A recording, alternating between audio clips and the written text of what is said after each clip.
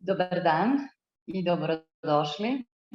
Good day and welcome to the second webinar on the guide for exports of fresh, frozen, and processed fruits and vegetables to the market of the United States of America. We're focusing first and foremost on online sales and branding. We also try to expand our audience this time. So webinar today gathers all stakeholders from the regional countries, North Macedonia, Montenegro, Bosnia-Herzegovina. Online education and today's webinar are part of the joint program of the Food and Agriculture Organization of the United Nations and the European Bank for Reconstruction and Development, the Western Balkans Enterprise Development and Innovation Facility, and it is being implemented with the Development Agency of Serbia. My name is Dragana, and I am a PR of the Development Agency of Serbia. I will be your host and your moderator here today. I want to give you a technical remark. We have simultaneous interpretation available to you. At the bottom, there is a globe with interpretation on it. Click on it and select the language you would like to listen to. Make sure there is a check mark besides mute original audio option. For those of us who are with us for the first time, this is a webinar aimed at producers and exporters of fresh, frozen, or processed fruits and vegetables from the region. The aim is to show you and provide you concrete information and provide you advice when it comes to export to the US market.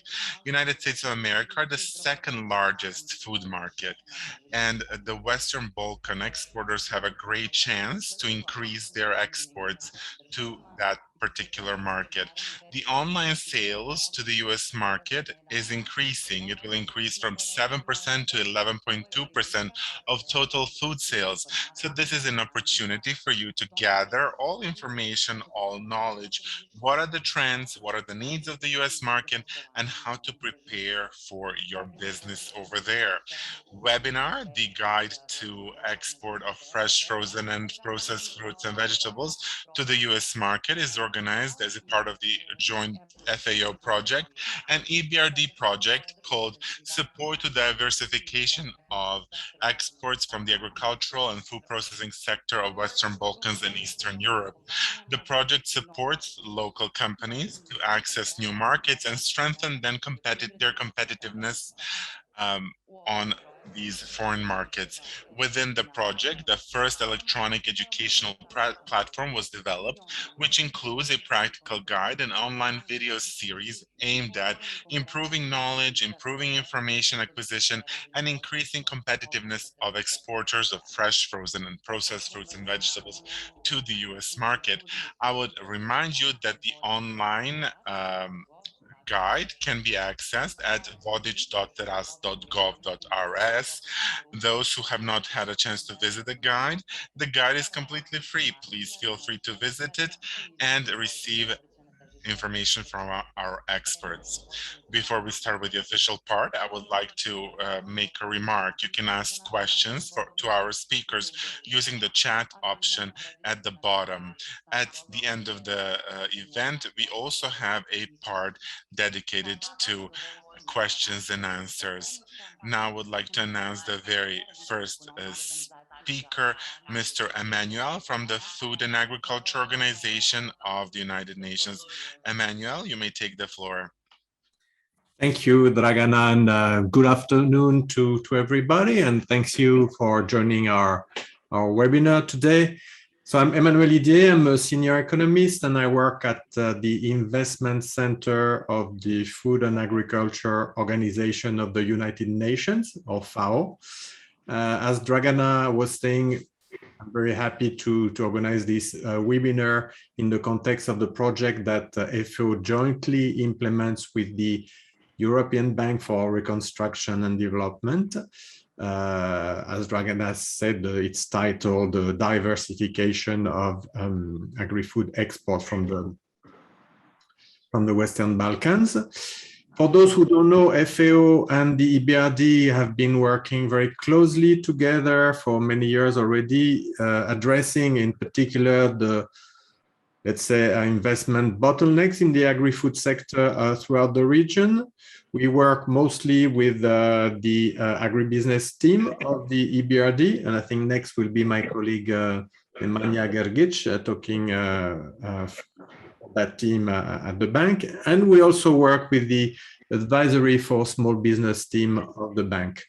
So the idea of that project came from the very fact that the exports of agri-food products from the Western Balkans are very concentrated into a few markets, in particular the EU, of course, but also the CEFCA countries and to a lesser extent Russia.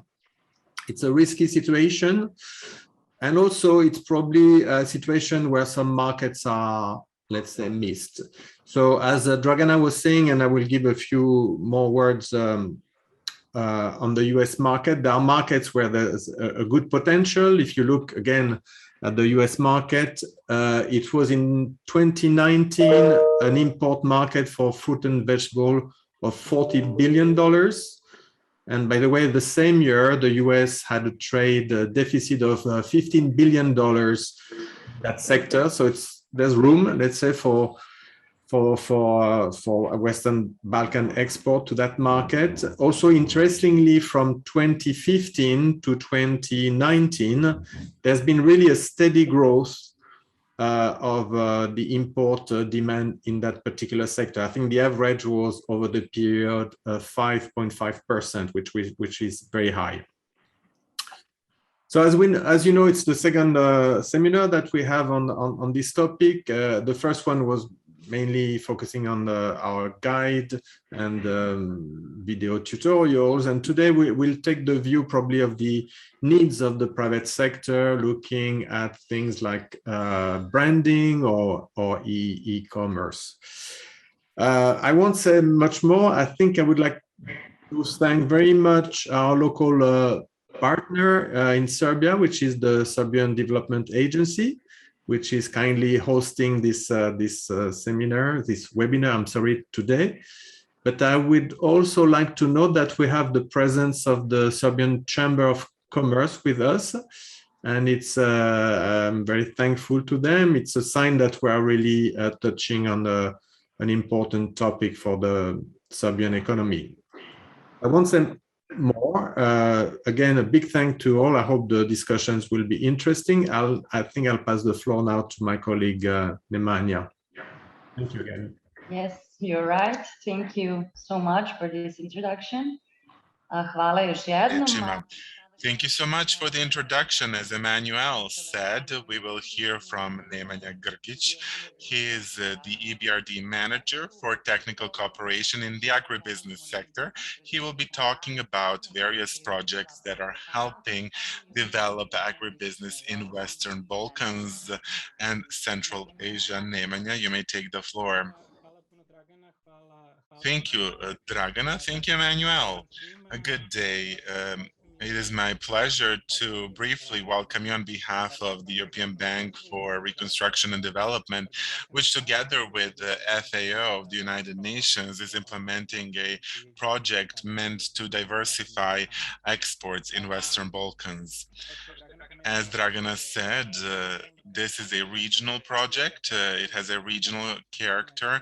Serbia, Bosnia and Herzegovina, North Macedonia, Montenegro, many people from these countries are taking part in the project. The project was mainly focused on the sector of fruits and vegetables, which was recognized as the agribusiness segment of great potential.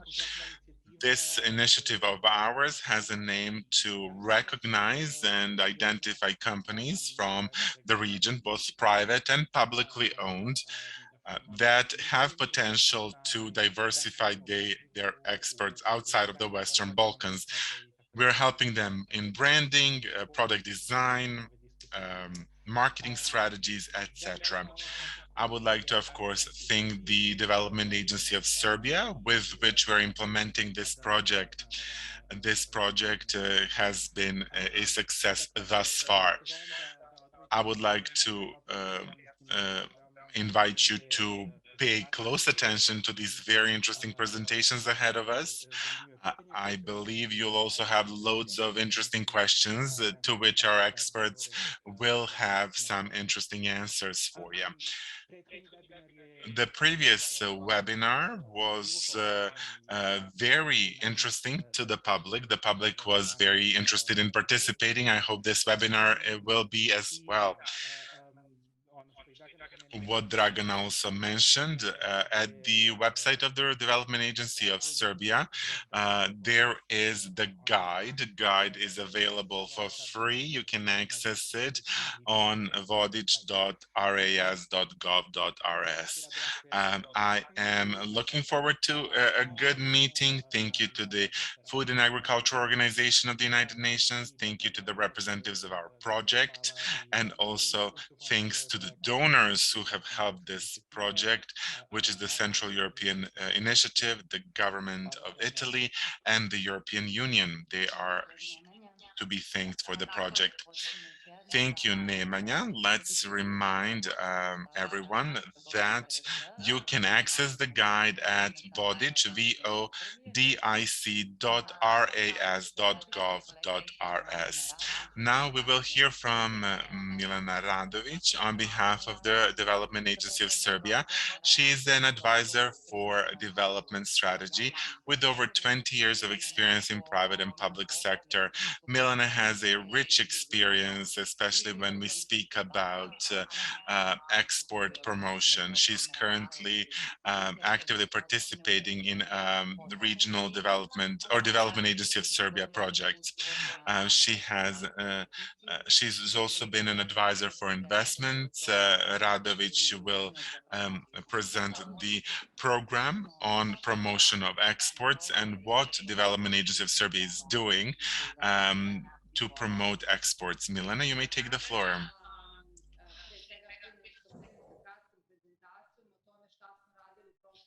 Before starting with our results, I would like to thank all the participants who are here with for the second webinar.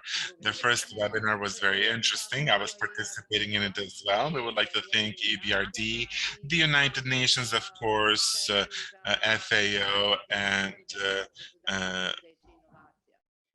this Western Balkans facility. My presentation, give Ms. Radovic a second.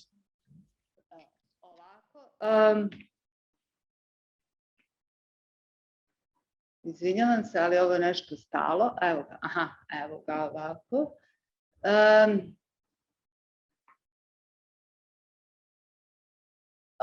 Znači, prošle godine ono što smo mi... Last year, what we've done as the Development Agency of Serbia, what we've noticed when analyzing certain sectors, we created a pilot project, which we had last year, the forestry sector, food processing sector were part of this pilot.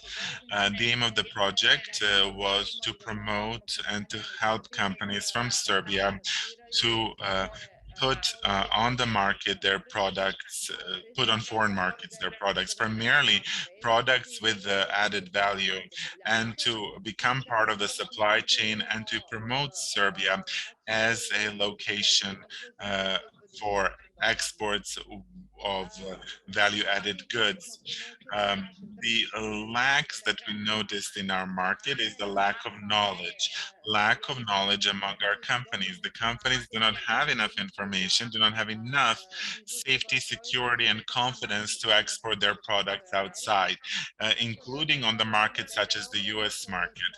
So the program that we've created last year and that we should reinitiate during this month was aimed at refunding the costs related to knowledge, marketing activities, as well as on acquiring knowledge about customs duties and other costs of doing business outside of Serbia. The conditions of the program were general. First of all, companies had to exist at least 2 years. They had to pay their taxes and dues. They have to be part of a particular sector. Last year it was forestry and food processing. This year it will be many more sectors. The companies have to meet certain financial capacities. These are not companies that are small, who are only starting exporting. These are companies who have already experience in doing exports, those who already have certain export licenses and have experience in exporting to foreign markets. The process of application was like this, taken into consideration. The companies applied online because of the COVID-19 predicament, of course, and our focus was that the companies apply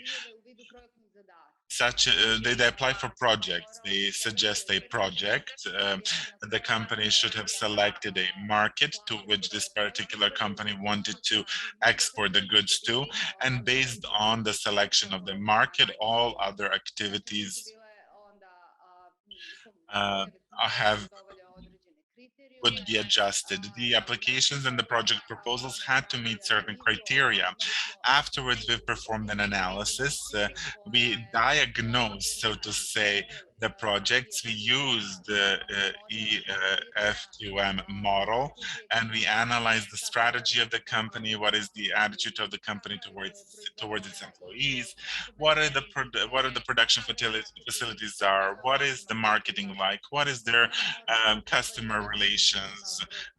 And the company had to get at least 200 points in order to sign an agreement with the Development Agency of Serbia and get the costs refunded. The aim of this analysis was to ensure that we also got insight in how business is done and how we can help them through various activities and various projects.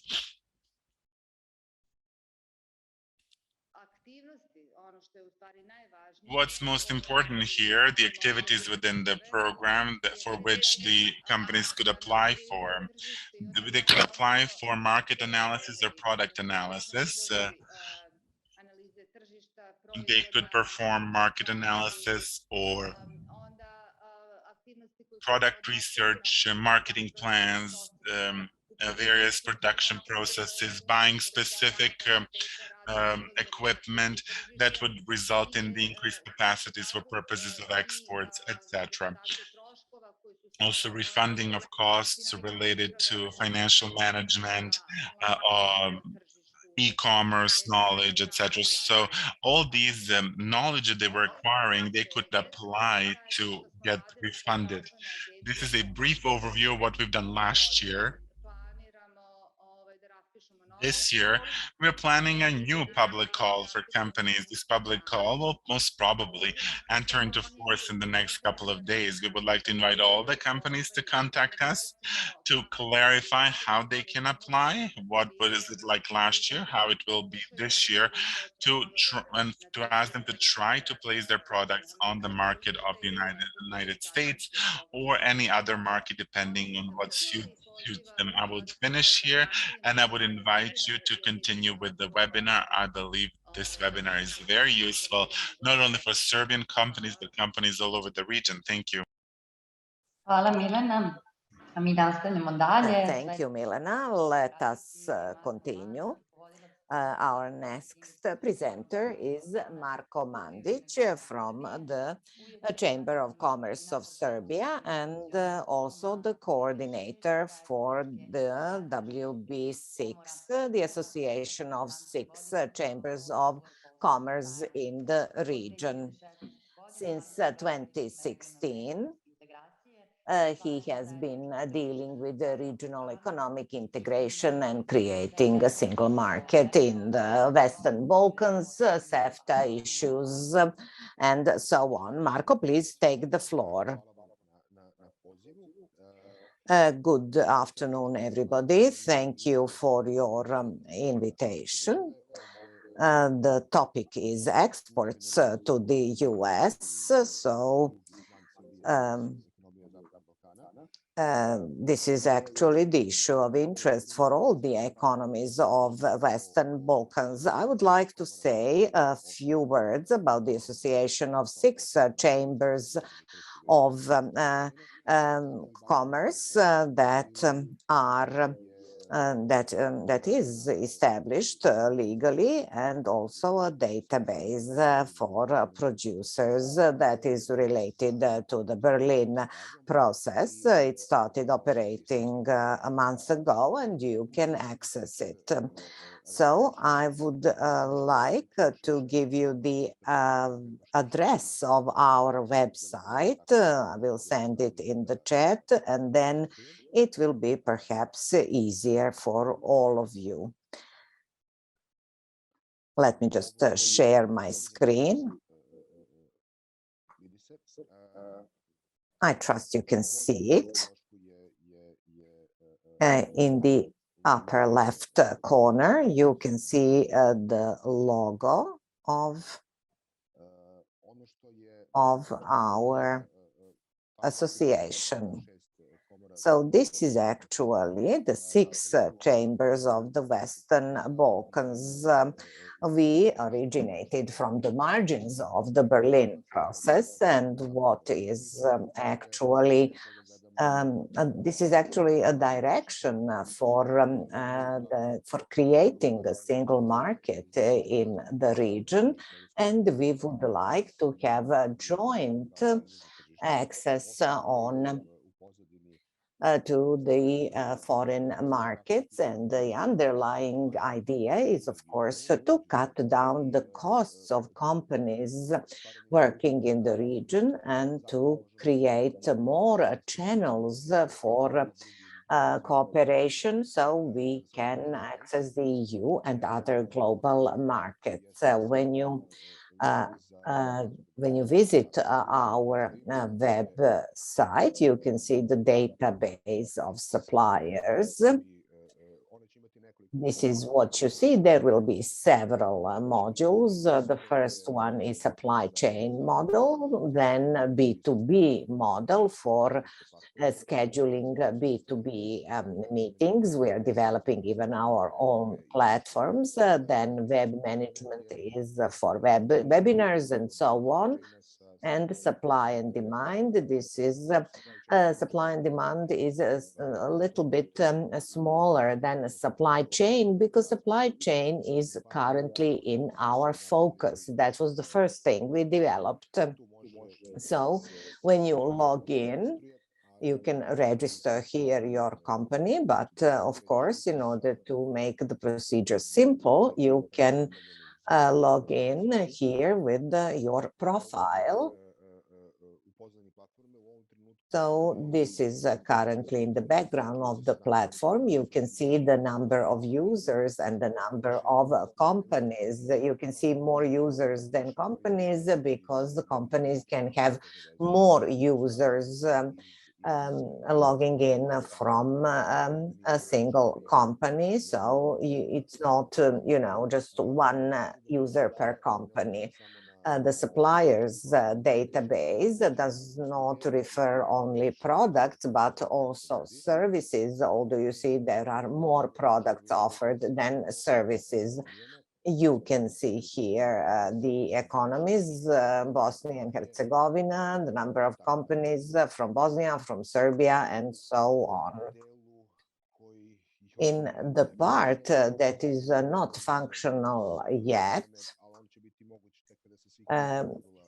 this shows the time frame. Actually, this will be operational when all the modules are in place. This is compared with them. But when you look at these huge markets and their huge potentials, then we realize how much knowledge we lack.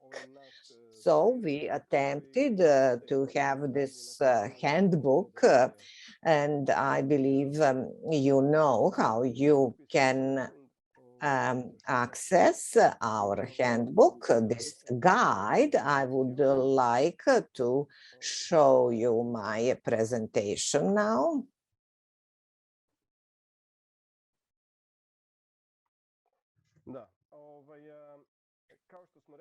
Yes, like we said, this is the link to the presentation, to this guide, and we have mentioned it several times, but it is a good thing to see it once again. You need to register there, and then you can see a lot of very useful content.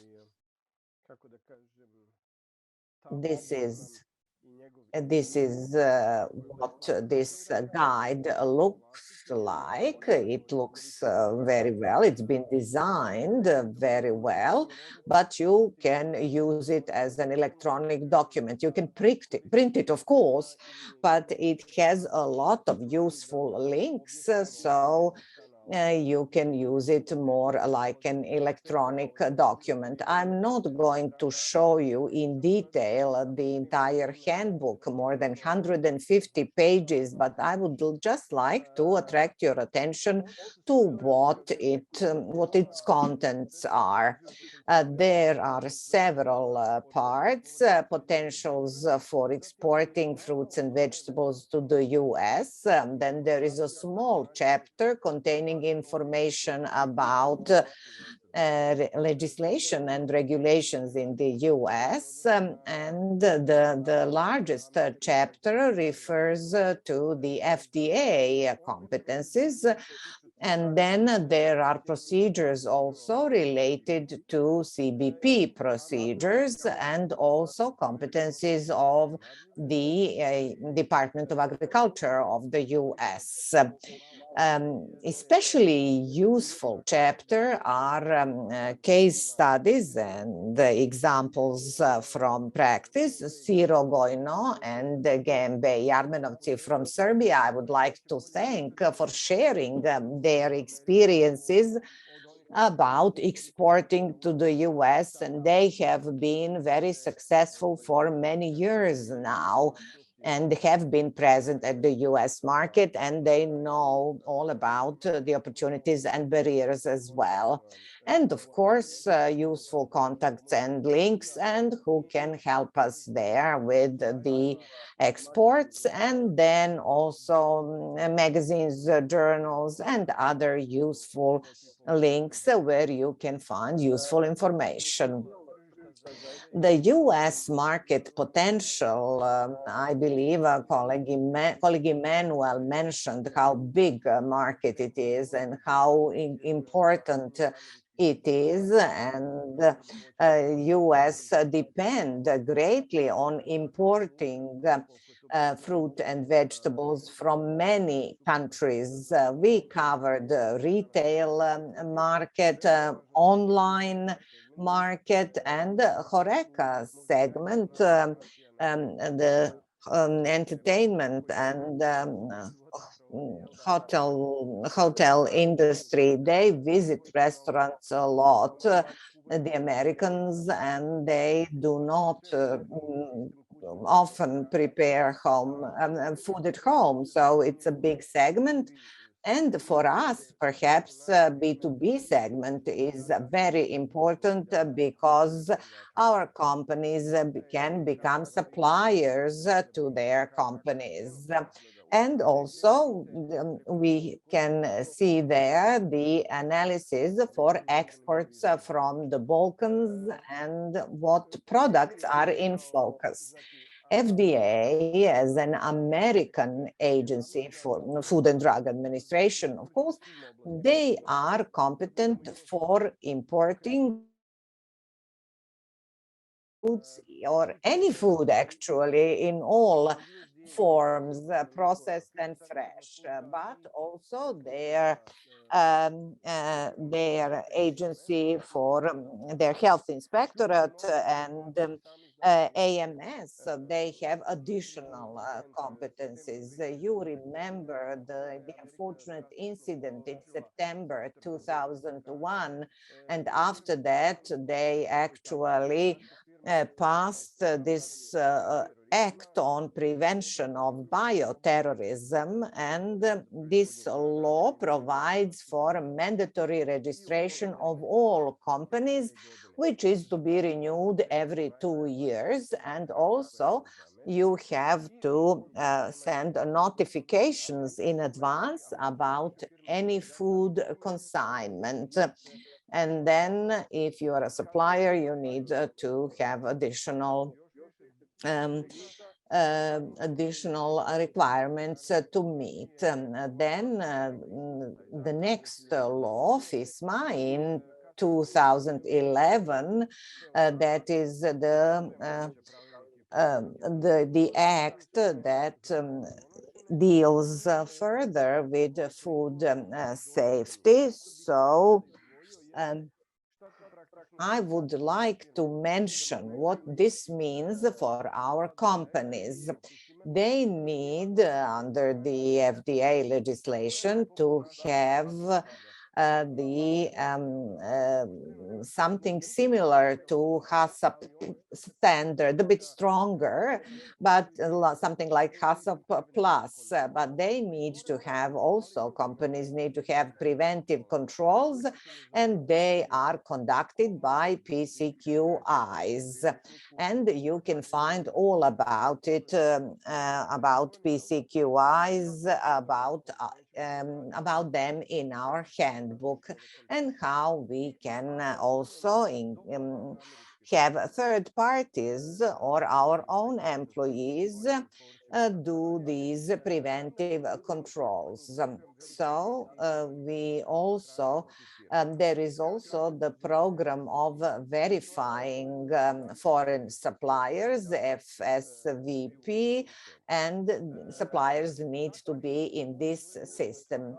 Labeling requirements, you will hear more about them from colleague Jovanovic. It is very important labeling both for bulk products and for retail products, but this is a huge area, really. So you can check all the relevant documents at this link.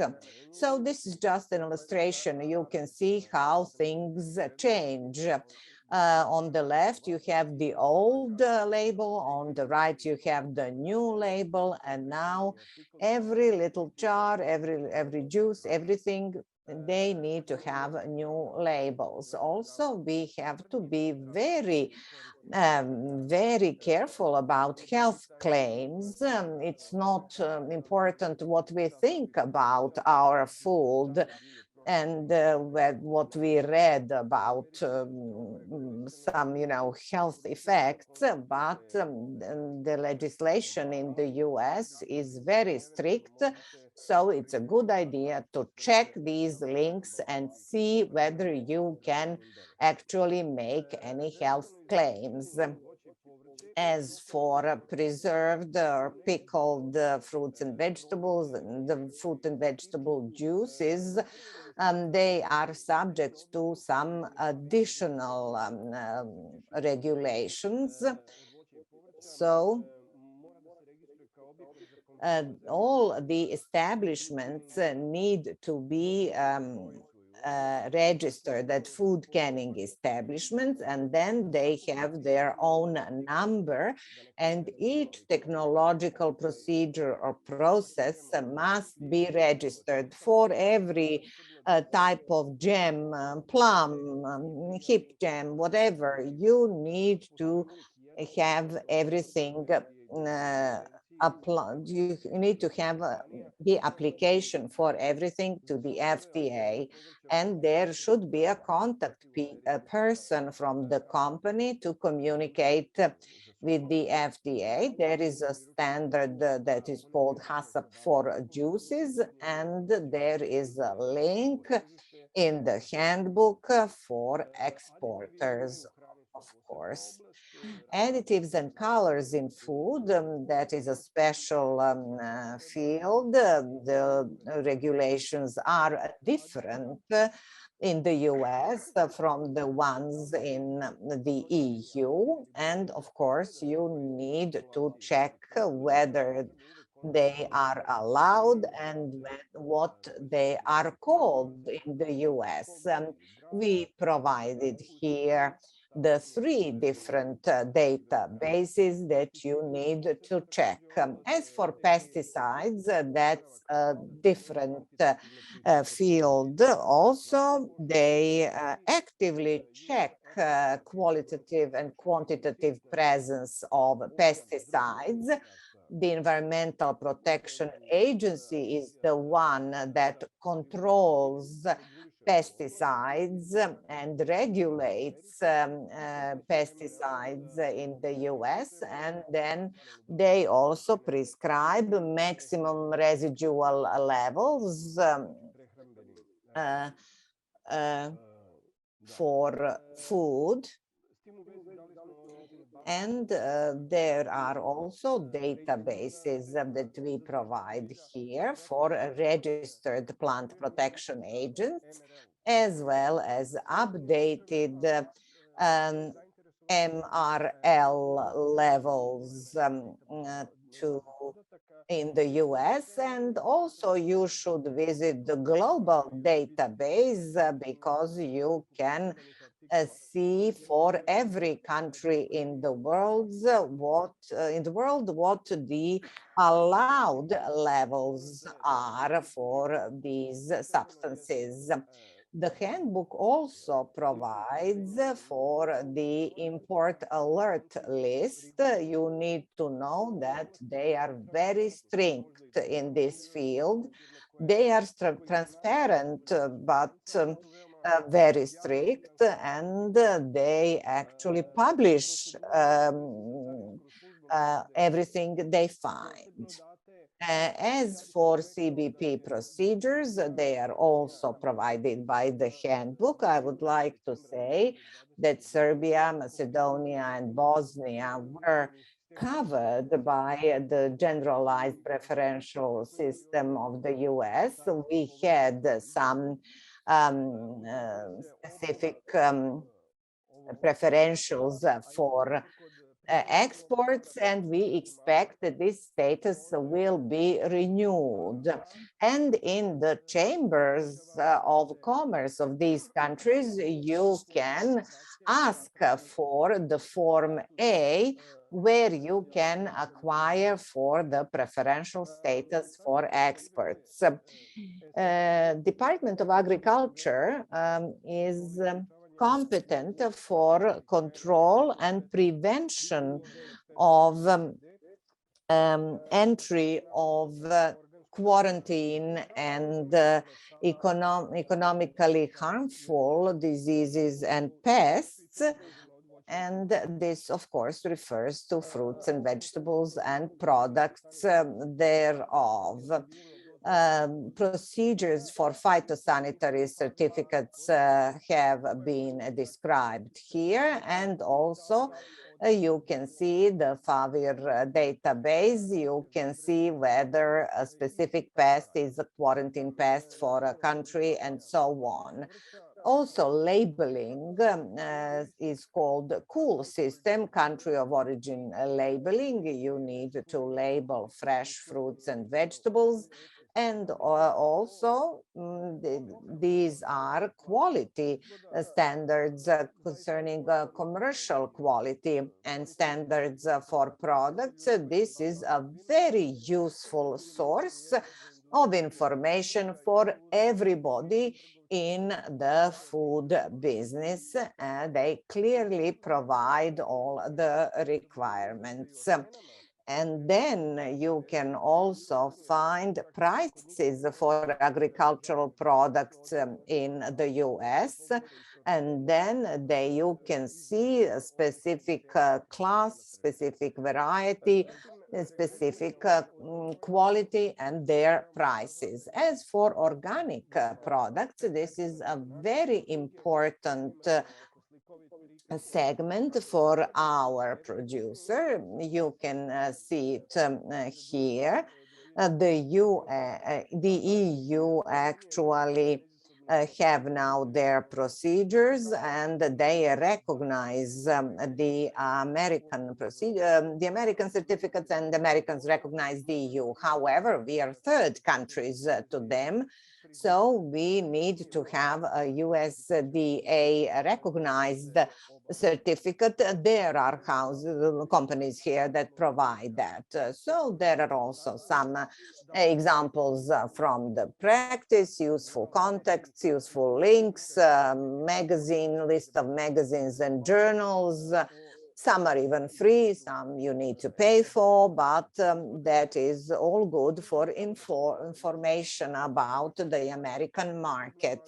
So you need to have FDA registration, you need to have an agent communicating with the FDA importer, you need to have your product declared and labeled. The ingredients must be in line with the FDA and EPA requirements, and establishments need to be also registered, FCE, food canning establishments. You need to notify every consignment, and production and facilities must be in line with the general legislation. Thank you for your attention. And if there are any questions, I would be glad to answer them. Thank you, Thank you, Zlatko. Zlatko. I Once risk again, being we boring, should but say, everything we can be should found at mention the link because it is vodit.gov.rs.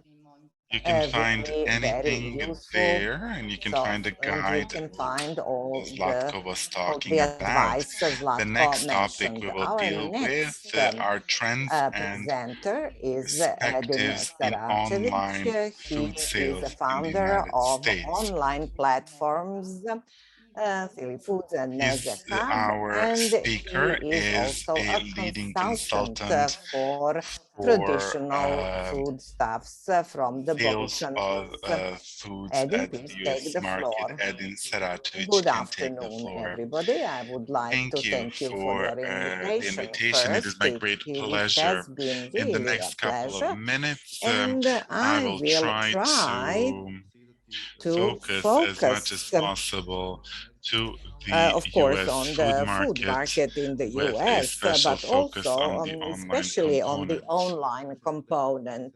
We will discuss some of the future models, but we will also show how our companies, our manufacturers and producers can become active participants in the system.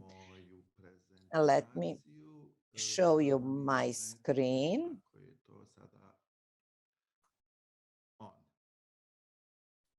Please let me know if you can see it. So at the very beginning, first of all, in order to understand the trends in the US, we need to look at the past year. This past year was really a precedent in every sense, and it brought revolutionary changes in the traditional model of buying foodstuffs in the US.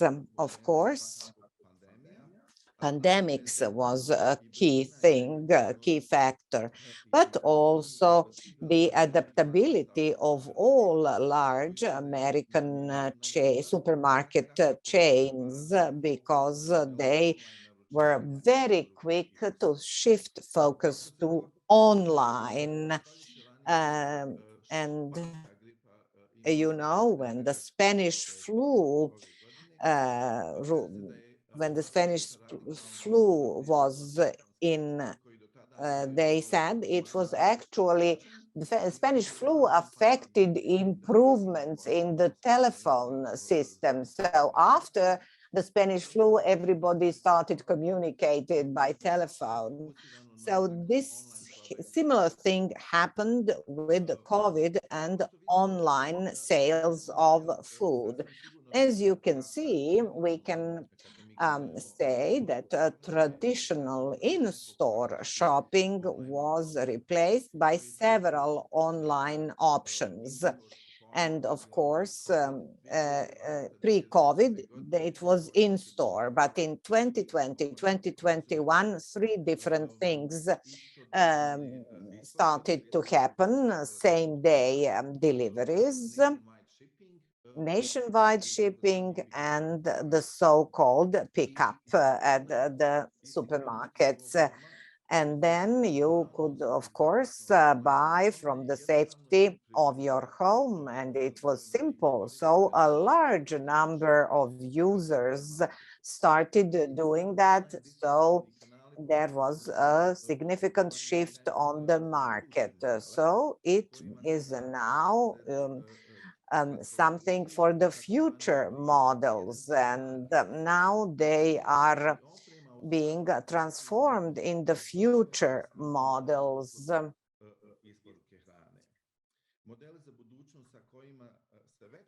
The models for the future that people are already experimenting with are the so-called dark markets. For instance, there were ghost markets. They only ghost restaurants, so you could not actually go in. It was actually just kitchens that supplied food for delivery, and they were, they used online portals to communicate. And what is expected to take place is something along those lines in the retail sales of food. So let us have a look at some statistics here, because it will give us an idea of what we are talking about.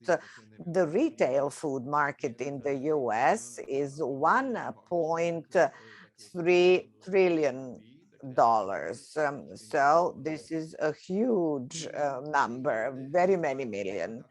And also this 2020 was a key year for online sales of food that increased by 54% in 2020. So $79 million worth in all for 2020. So it is expected that these numbers will rise significantly. So regardless of this huge increase last year, it is still less than 10% of the overall market. So it is believed that in 2023, it will be more than $150 billion. So when we talk about trends, we talk about online channels, as it were. So we need to pay attention to these unbelievable numbers.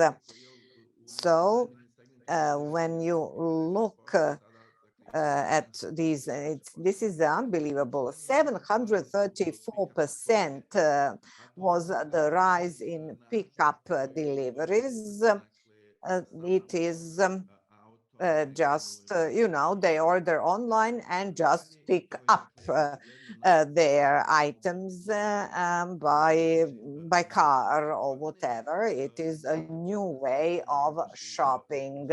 So you buy everything through an online portal and just pick up. It's some kind of a drive-through. They actually put it in your car, and that's that.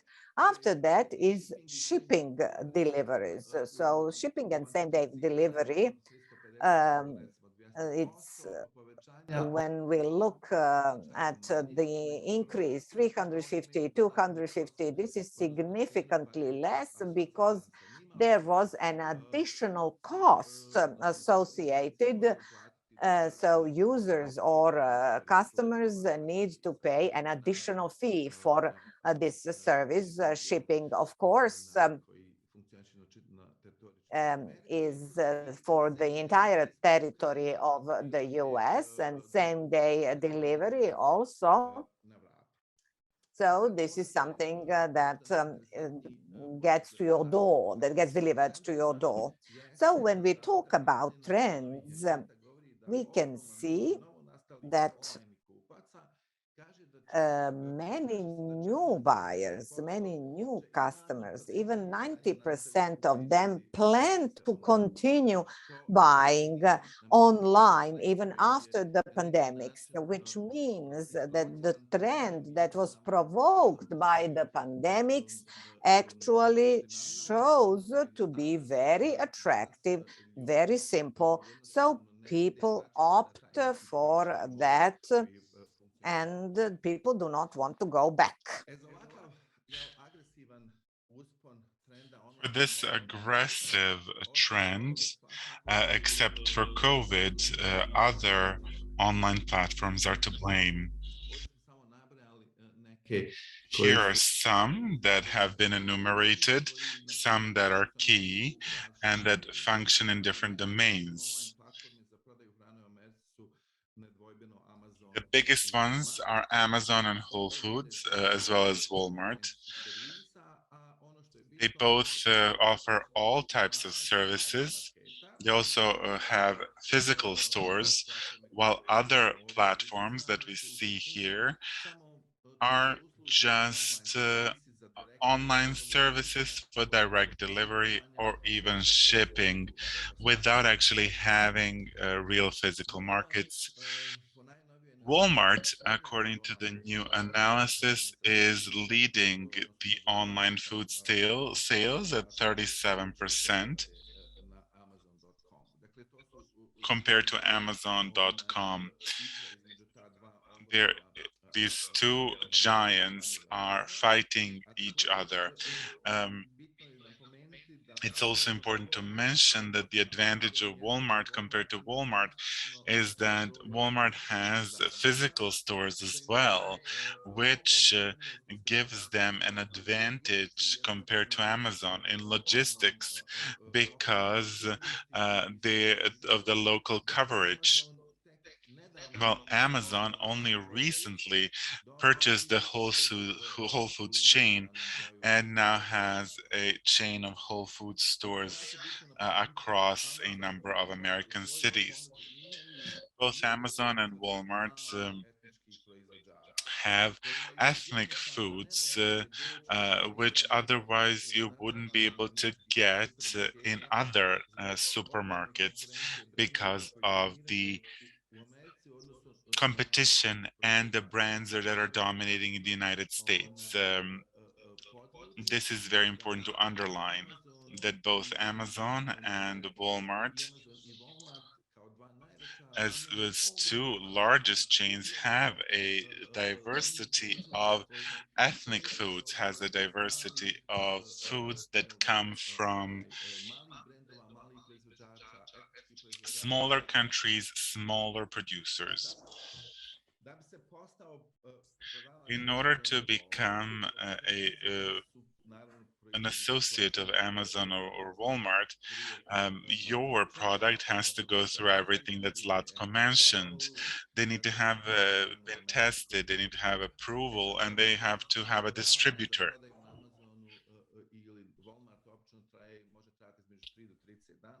The process of approval for Amazon or Walmart can last between 3 and 30 days, depending on the segment for which you're applying. Amazon offers two basic plans, individual plan and a professional plan, depending on what you're expecting to happen with your product and how your market will react.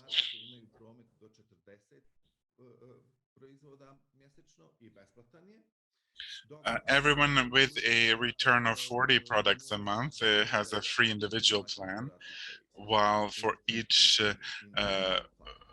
within the individual within the professional plan is $39, a monthly subscription, and is recommended to those who believe they will sell more than 40 products a month. Alongside listing of the products, you have to also pay the sales commission or sales fee. For category food and gourmet products, it's 8%. For those products who are under $15 or 15% for products with a price over $15. On the other hand, for those selling on their platforms, the listing is free. You don't have to pay anything for the listing, but there's also a fixed fee for commission, which is 15%. Alongside having all the other preconditions met, you also need to have a bank account and a routing number of the bank in which the account is open, valid credit card, valid ID. Generally, it's a driver's license and a number under which your company has been registered in the tax administration, or individual proprietorship number, as well as the phone number. The same is for Walmart and Amazon, basically. So it's the same for both. The difference between Amazon and Walmart is that Walmart requires only businesses to register, while Amazon allows both businesses, sole proprietors, and entrepreneurs.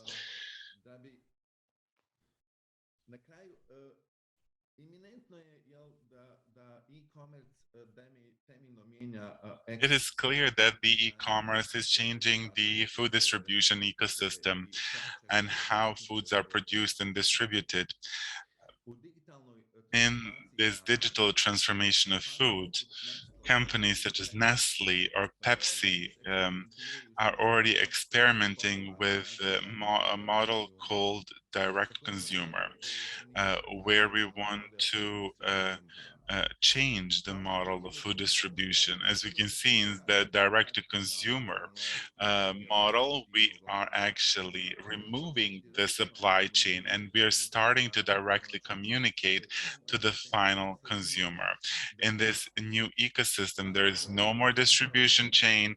There is a direct communication between the producer and the consumer, direct to consumer. COVID-19 has shown that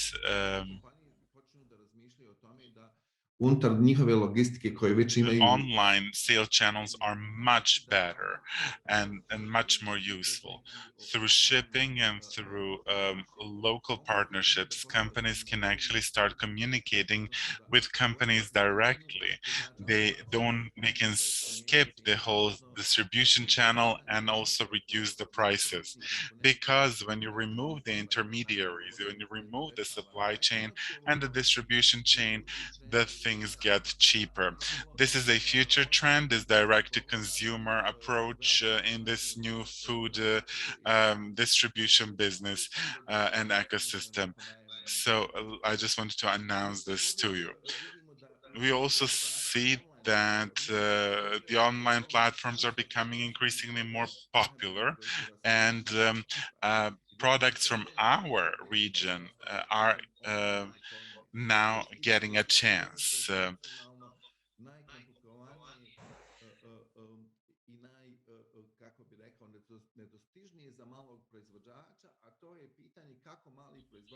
Now we are able to have a small producer on the shelves of a big American supermarket.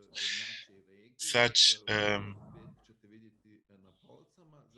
even big brands from the region do not want to compete in the American market, but now things are opening up and it's becoming it's different now.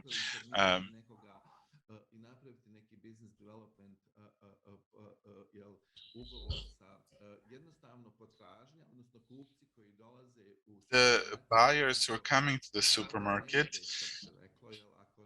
if these goods are not being sold, if the shelves are not getting emptied, this shelf still costs money.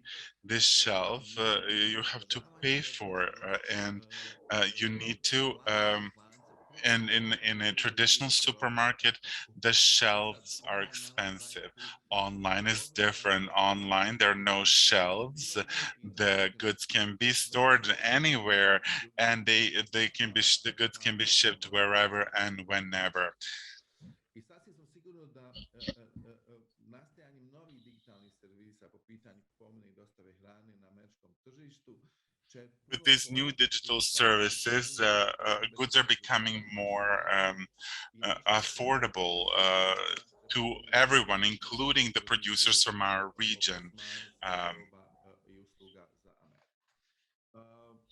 Za kraj To end my presentation, these are the companies I founded in the United States which deal with food distribution. pošto diramo oba ekosistema, imamo šansu da sagledamo kompletan ekosistem i uočiti There's a whole ecosystem distribucije sa hranom sa naših prostora prema of američkim obalama distribution Ako of food. postoji neko pitanje u budućnosti, If there is a question in the future, you can contact me. I'm available at edin@mesehub.com.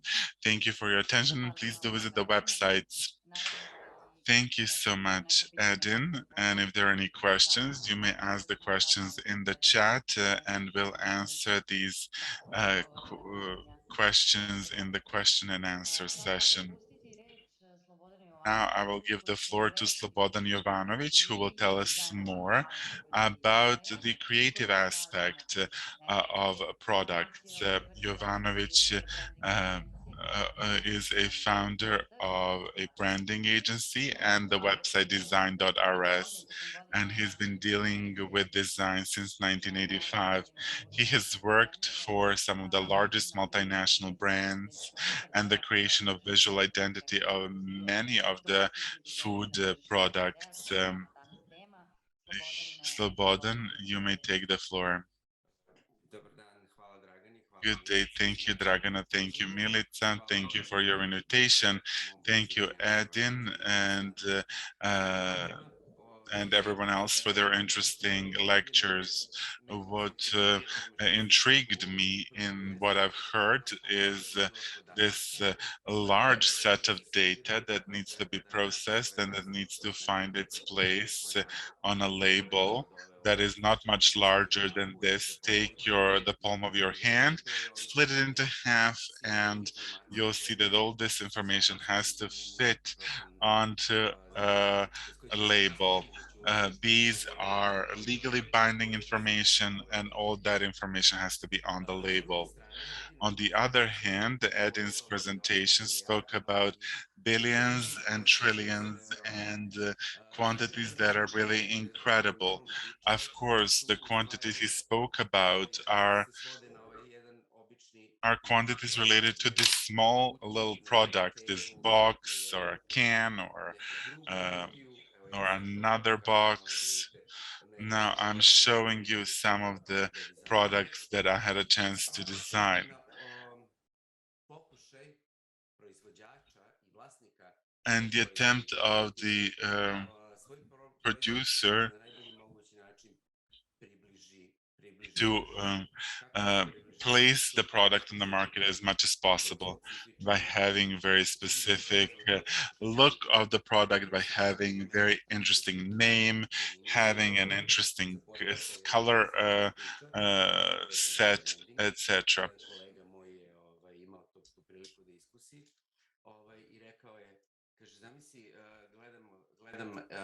When it comes to color, my colleague was looking at billboard with Yellen beer.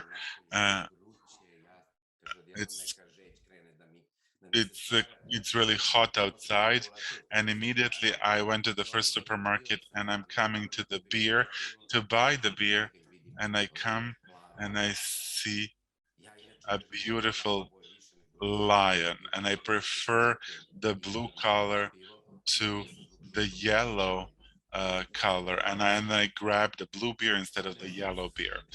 That is branding. Branding is how to attract the consumers, how to play with the hidden expectations and hidden desires of individuals to actually get them to buy your products.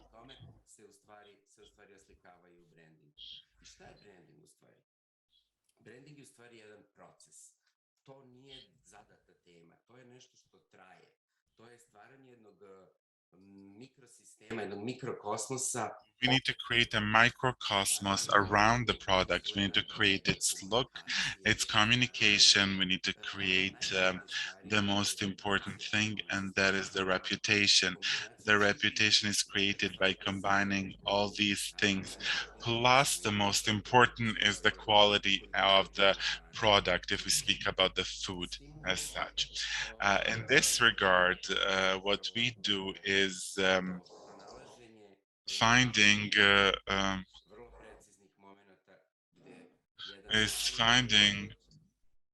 u moru drugih počinje da se izdvaja određenim kvalitetima koje smo mu dali mi u saradnji sa vama.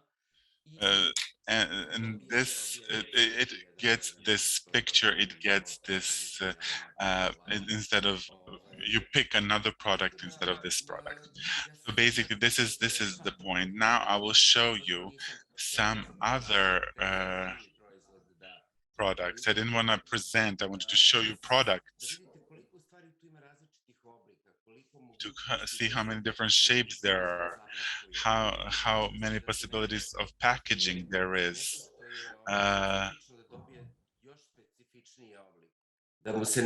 To make something specific, even more specific, to make it open in different ways, to receive something that is unexpected, with certain text here and there. So we're trying to find find something specific. We want to plea with our consumers to spend money for our product.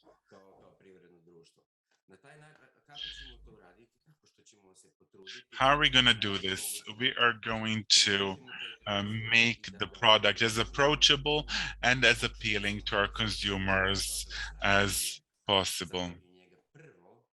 We need the consumer to fall in love with the product. I met a director of a large Serbian company that deals with producing meat.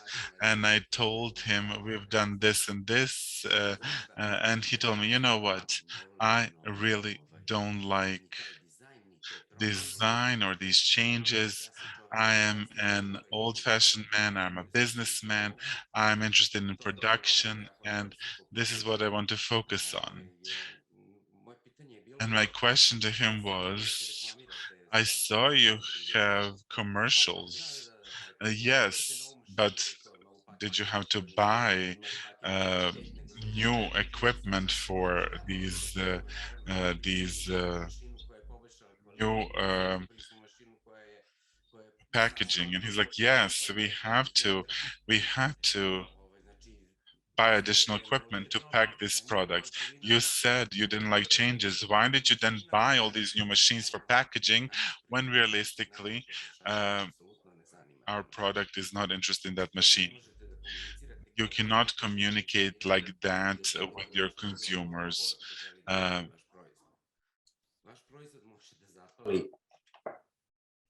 Dobra ambalaža, odlično ime i jedna priča koja se širi kroz što veći mogući broj kanala. Šta znači kroz što veći broj? See how many channels and you need as many channels as possible. Eddie mentioned Amazon, for instance. So you have a product that is, your product is actually a photograph on a website. So will the photograph be good enough when you see a product that you can, see your expectations, whether it will meet your expectations?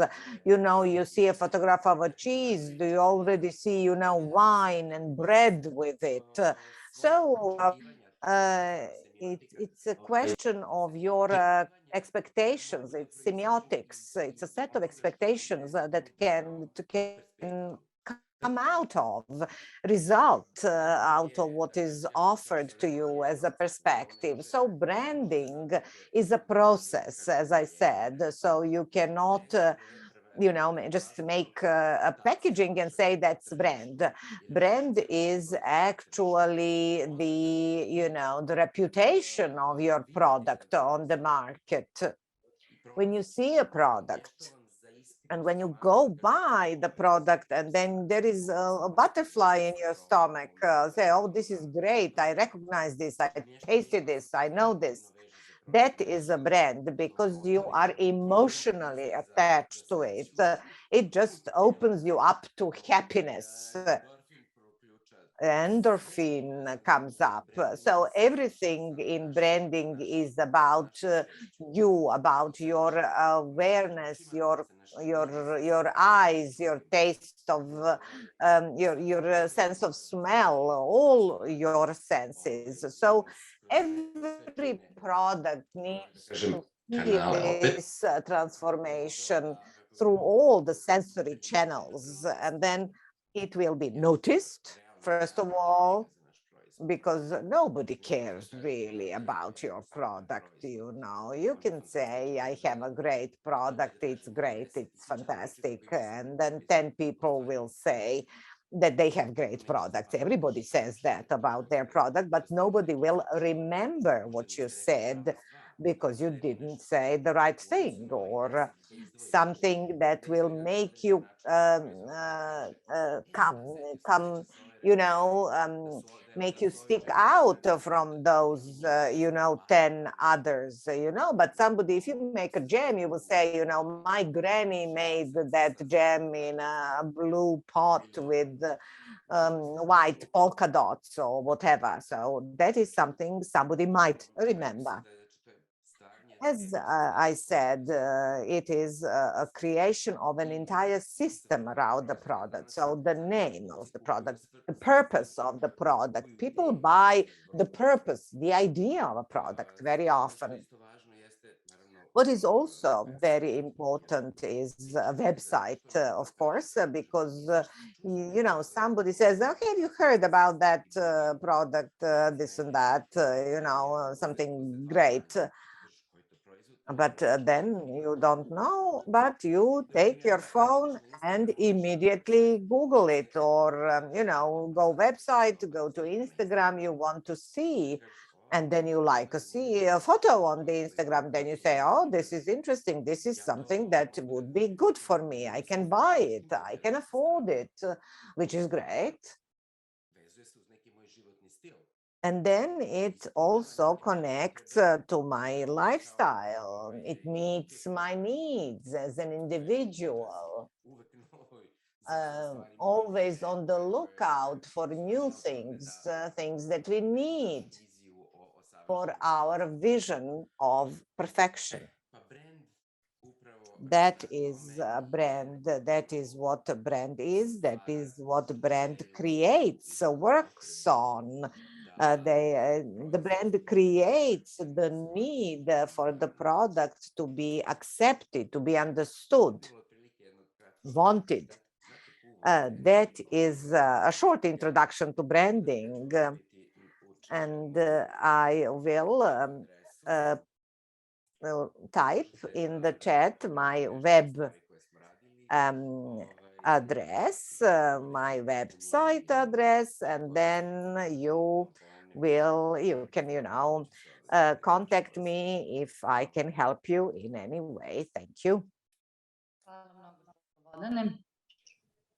Thank you, Slobodan, very much. Sada smo I mogu reći došli do now we're somewhere in the near our final part of the webinar, the Q&A part. As far as I can see, no questions in the chat, but there are some questions that could perhaps make things clearer. So I would like to ask Slavko, what is it that, no, Zlatko, what is it that exporters should pay attention to when it comes to fruits and vegetables?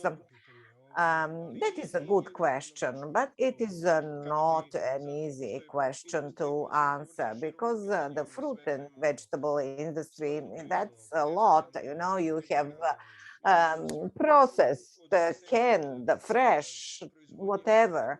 And in all those segments, there are risks that the FDA controls. So for fresh and frozen, I would like to say that the first problem might be a pesticides level or use or of non-permitted substances. When it comes to frozen and fresh, also fruits and vegetables, I would like to mention packaging that might be a problem, or a non-compliance with the procedures that may lead to the goods being contaminated. And you can see that in their import alert lists. It happened in the previous years, and we could see what our companies actually had their consignments refused. So in frozen raspberries, it's pesticides or non-hygienic conditions of production. As for finalized product that Mr. Jovanovic just mentioned, is the packaging in retail. You should pay attention to technological processes, additives, and colors. You need to avoid that actually in general, because our chance, our opportunity lies in functional and organic food. But of course, some things need to be used in technological processes, and that is why there were some consignments refused because non-permitted colors were used. So you need to consult US databases about colors, pesticides, additives, those things that people in primary production need to pay attention to. So this is the same for the EU, of course, but the lists are different and the sources for information are different. If that was your question, that was my answer. Yes, that was the question. So you mentioned the packaging, and Slobodan talked about it. I would also like to ask him, we heard, of course, in his presentation how design is important for the sales. But what about your experiences, Slobodan, about our producers, whether they pay attention to this segment and whether there has been a change in design, pre and post-pandemic period? Any changes in branding, for instance? A large number of products appeared on the market, and small scale producers came up with some innovative products, new tastes, and so on, and now they are conquering the market. So in order to do that, packaging is their first contact, the first contact with the product. For the US market, we worked on 6 or 7 products. Back in 2004 or 5 was the first one. We had an opportunity to cooperate with the USAID with a similar project. For 3 or 4 years, we worked with them. So a number of products was designed and prepared for the market. So it is very important to know where the product will be sold and who will be buying it. We need to identify an ideal buyer who will be intrigued by the product. And when we find out about the ideal buyer, we need to see the expectations, habits, tastes, and then we create packaging and the entire this communication strategy that will support the product. And now there is a trend of products that are, this is for instance for Canada. The product is called La Promesa, and it is flirting between a prince and the princess. He is offering his heart in the shape of different fruits that the gem is made of. The other product is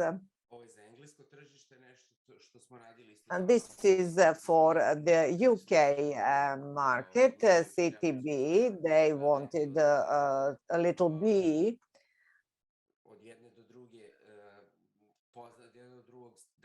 The little bee, you know, flying from one UK symbol to the next, from the Bobby to the telephone booth to the bus and so on.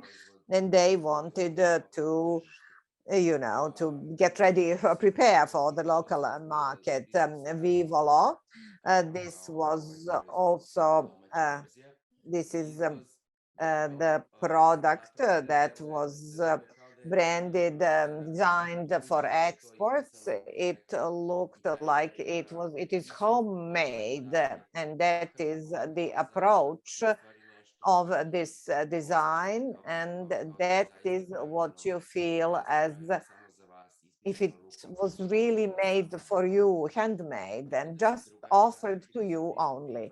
So the approaches are different, and it is important who you are approaching, who you want to contact, and how they think. I hope I answered.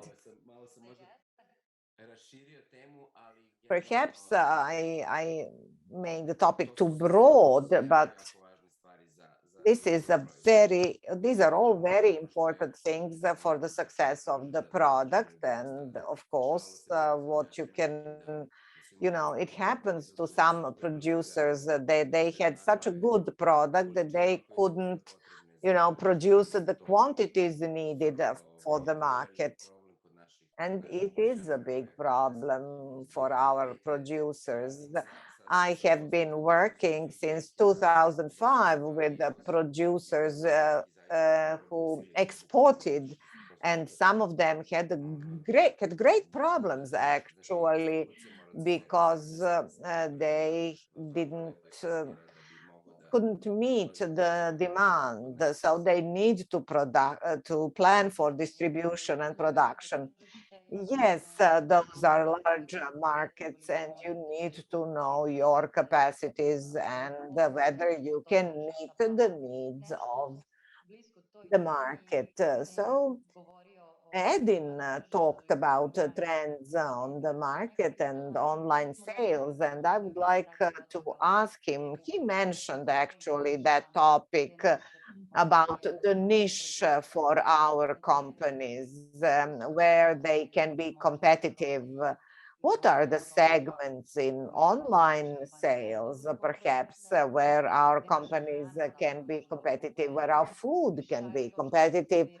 And what is it that perhaps our producers can pay attention to when it comes to sales on this market? Thank you for your question. I believe this is one of the main reasons that I entered this food business, although this was not what I did before. It happened that at some point I recognized that looking at the US market over the last 15 or 20 years, and that is, first of all, food is a medium.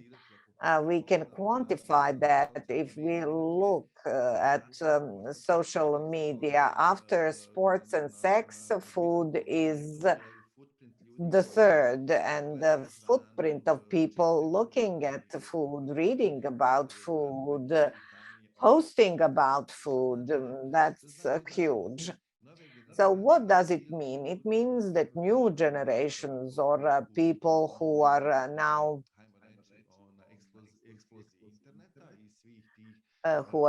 you know, online, they are open. They can get information more more easily. They can, you know, find out a lot of things about gems or sarma or whatever. People can find out more and they know more. And in general, people or buyers, customers, they're open to tasting new things. That was not the case before. People like to live in their closed culinary communities, but now the demographics and you know, people are open to sampling new products and new kitchens. And then the question is how you present your product. So if you prepare, if you do everything, you know, FDA approval, find distributors, you do everything that is your homework, you fill all the tasks, and but then your really job, your work starts. We in Meze Hub, we always wonder how to present the products.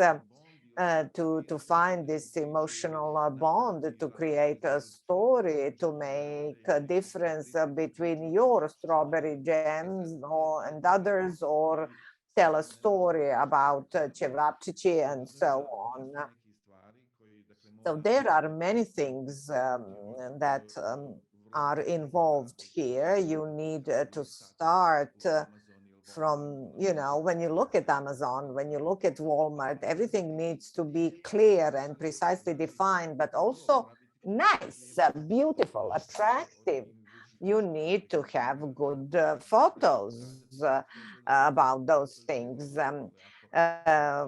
Grilled cevapcici or whatever, or if you know, see happy people in the photo, those are the the details that small ethnic producers had no experience with, and even the distribution system in America, they lack a special niche for that.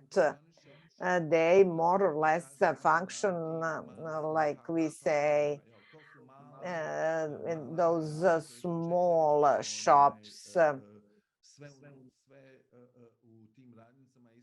And often, you know, in those small shops, you have everything written in our language, and then people coming from the outside, they don't know what it is.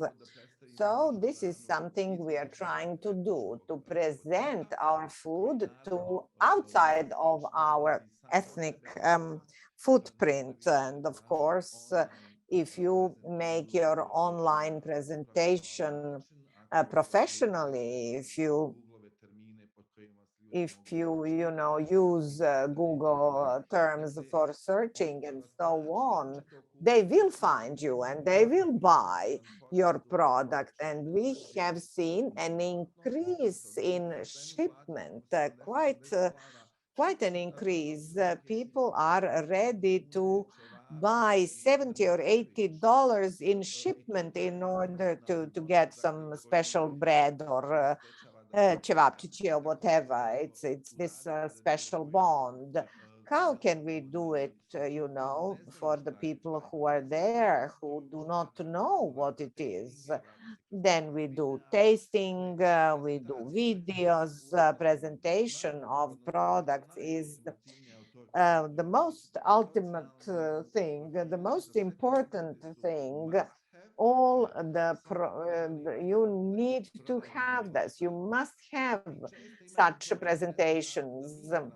we often have a problem in our company that we need to take pictures of products coming from our region. When we see that they do not, hire a photographer to do that, for the database, and then it's a presentation, then we need to do that. We need to make a photo session, and we did that for a large number of products. I don't understand. If you want to sell, you need to have 4 things ready, and that is labeling, packaging, story, and of course, the product needs to be good and healthy, I would say. Very often, very much attention is paid to whether there is sugar, how it was made, and so on. And I believe that is good for our producers, an opportunity for them because all the products here are mass produced, hormones and stuff. So perhaps our producers can use see this opportunity, and we have already started, and we are only starting to find. We are talking with the Nestle to have a strategic partnership to see about direct consumers. It's very interesting for them for Chicago because of ethnic markets there. So they want to promote small producers with an interesting story, and they need to be pushed into mainstream somehow. That it was briefly, I'd say. Thank you, Edin. This would end our webinar. Thank you all. I would like to use this opportunity to thank the organizers, colleagues, participants, and presenters. I believe that we provided you with a lot of information, or actually just motivated you to learn more and enter a new market. This was the second webinar, and I hope that soon we will provide new topics and provide you with support. You, our producers and SMEs who wish to be ready for new markets. On behalf of the organizers, I would like to thank you all for participating, all the individuals and all the companies. And now we can wrap up and see you some other time.